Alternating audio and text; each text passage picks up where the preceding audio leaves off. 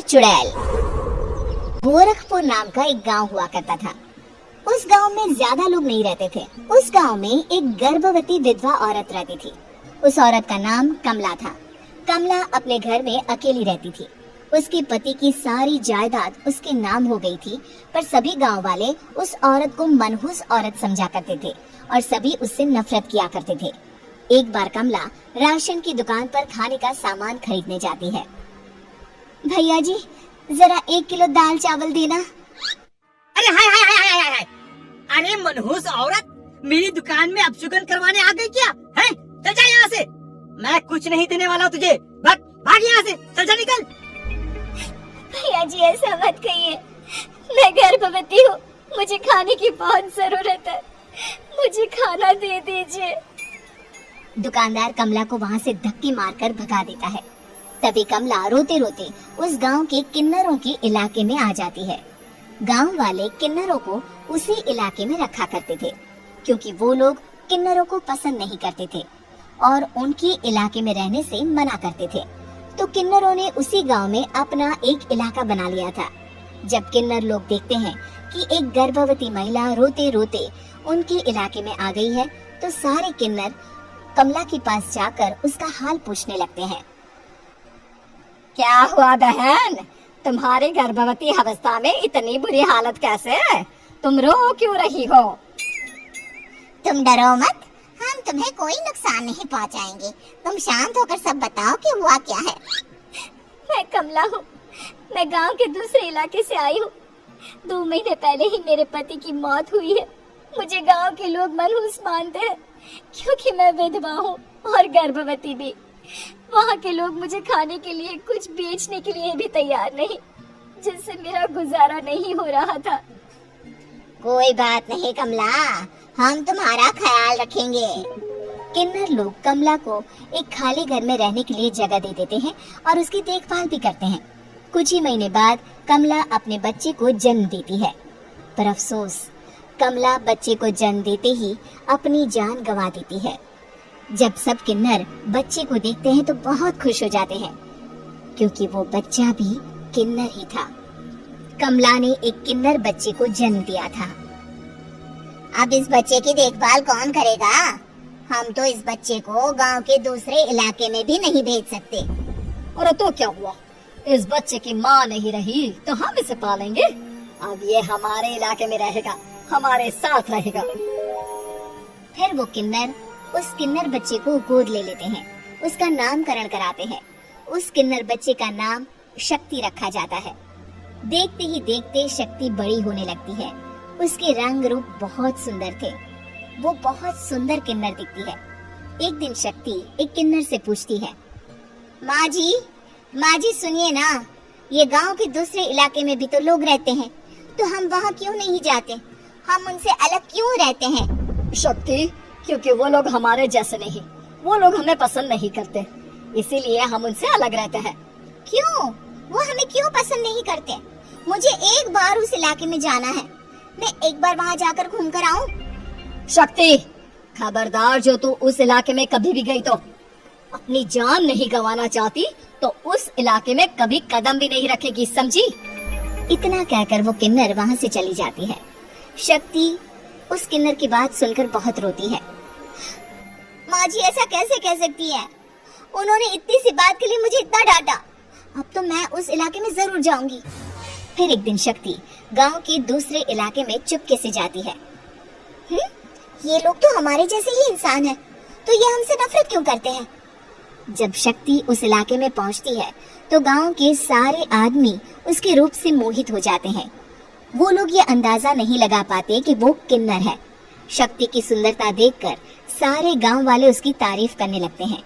तभी गांव का चक्कर लगाने गांव के जमींदार का बेटा हर्ष वहां पहुंचता है।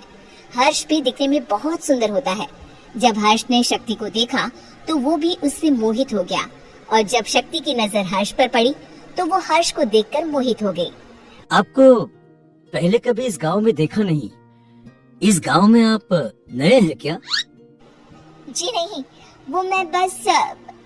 तभी शक्ति बोलते बोलते रुक जाती है और मन में सोचने लगती है, अगर मैंने इनको बता दिया कि मैं दूसरे इलाके से आई हूँ तो वो समझ जाएंगे कि मैं किन्नर हूँ, इसलिए मुझे इनसे झूठ ही बोलना पड़ेगा। शक्ति हर्ष को कहती है, जी हाँ, मैं इस गांव में नई आई हूँ, यहाँ अकेली रहती हूँ। वैसे आप कौन है? आप भी इसी गांव में रहते हैं? जी हाँ, मैं इस गांव के जमींदार का बेटा हूँ। आपको किसी भी चीज की जरूरत पड़े तो आप मुझे बता देना, मुझे अच्छा लगेगा। ऐसे ही शक्ति और हर्ष एक दूसरे से रोज मिलने लगते। वो दोनों अपने प्यार का इजहार करने एक दूसरे से मिलने जाते हैं। तभी शक्ति का पीछा करते करते एक किन्नर वहाँ आ जाती है। शक्ति, मैं तुमसे बहुत प्यार करता हूँ। मैं तुमसे शादी करना चाहता हूँ। क्या तुम मुझसे शादी करोगी? हाँ हर्ष, मैं तुमसे शादी करूंगी, पर मैं तुमको अपने बारे में एक सच्चाई बताना चाहती हूँ जो मैंने तुमसे छुपा कर रखी है। तभी उनके बीच में ही वो किन्नर आ जाती है। शक्ति, तेरी हिम्मत कैसे हुई ऐसा करने की? वो किन्नर शक्ति को खींचकर गांव के जमींदार के पास ले जाती है। हर्ष भी वहाँ शक्ति को बचाने के लिए पहुँच जाता है। जमींदार शक्ति और हर्ष के प्यार के बारे में सुनकर गुस्से में आ जाता है और शक्ति को गांव के बाहर निकालने की सजा देता है।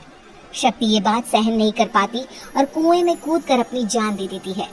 जमींदार हर्ष की शादी गांव की एक लड़की से करवा देता है, पर हर्ष इस शादी से खुश नहीं होता। शक्ति अपना बदला लेने के लिए मरने के बाद किन्नर चुड़ैल बन जाती है। अब मैं इन गांव वालों को नहीं छोड़ूंगी, अब इनसे मैं अपने प्यार का बदला लूंगी।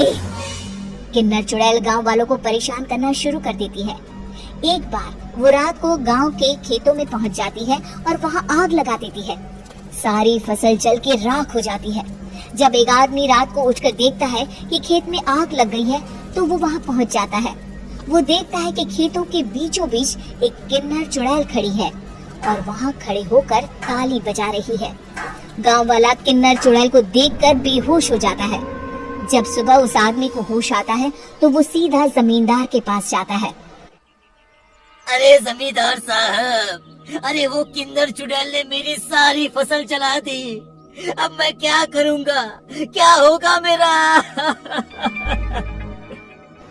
जमींदार चुड़ैल किन्नर का नाम सुनते ही सब कुछ समझ जाता है।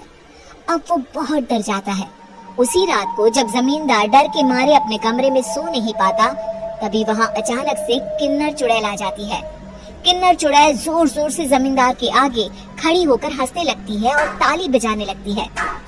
जमींदार उस डरावनी किन्नर चुड़ैल को देखकर बहुत डर जाता है। तूने मेरे साथ बहुत बुरा किया, अब मैं तुझे जान से मार दूंगी। नहीं नहीं नहीं नहीं, नहीं।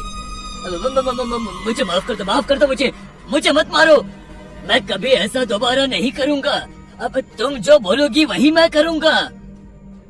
ठीक है, मैं चाहती हूँ कि किन्नर इलाका गांव के इलाके से जुड़े और गांव का कोई भी आदमी किन्नर समाज से द्वेष न करे, उससे नफरत न करे, नहीं तो मैं सारे गांव को मार दूंगी। और तुम गांव में एक नया कानून बनाओ कि अगर किसी ने भी किन्नर समाज को हानि पहुंचाने की कोशिश भी करी या इनसे भेदभाव करने की भी कोशिश करी, तो उनको कड़ी से कड़ी सजा मिलेगी। हाँ हाँ हाँ हाँ, मैं ऐसा ही करूँगा।